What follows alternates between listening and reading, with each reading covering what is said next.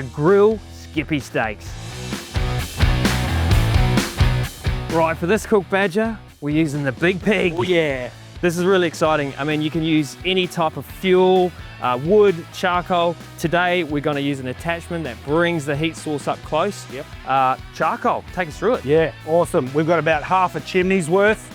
Very simple. We light it up, stick it over the top. Now, we're using a chimney starter just to speed up the process, but you don't have to. You can light the charcoal directly here on the grill. Right, this cook is super, super tasty. Talk about cheap cuts. Nothing goes meaner, leaner than a good fillet of roux. Oh, roux. Yeah, you like that? Yeah. All we're gonna do is add some rub, and I've got some ancho rub here, got a bit of coffee in there, that's gonna be lovely. I'll let you do some schmicko sauce. What are you thinking, red wine jus? Just a red wine butter sauce, gourmet. All we're gonna do to get this roux going is let's lather it with a little bit of oil, and that just helps the rub adhere. Lightly season it, coat it all sides, and we are ready to rock. Red wine butter sauce is about as easy as you can get. A little bit of olive oil in your pan. Onion, everyone's got one of those hanging around. Okay, secret weapon, bit of rosemary, red wine, $4. Right, to cook this roux, we're gonna do it on this grill on this side. Now you can use the flat plate if you want, Badger, but I'm going for this overall grill here. It's pretty hot, you can only hold your hand over for a quick second, and it should be enough.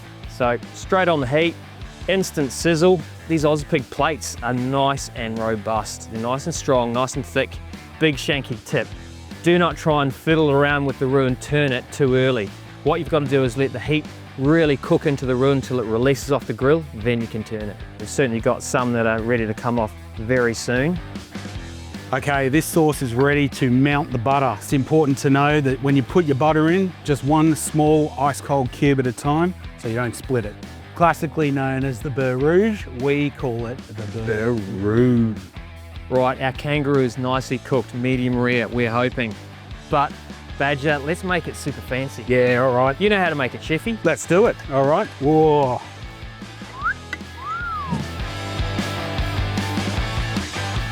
Right, this skippy steak looks fit for a king. I mean, look at that. Serve that in any restaurant, 5 stars.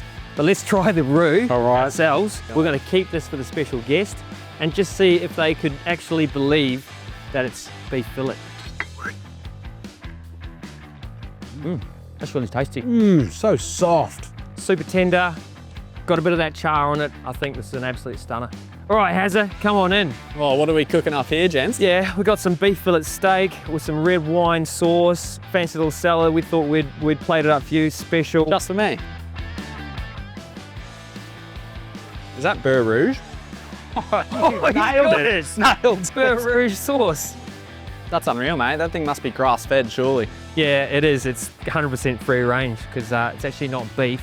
What? It's kangaroo.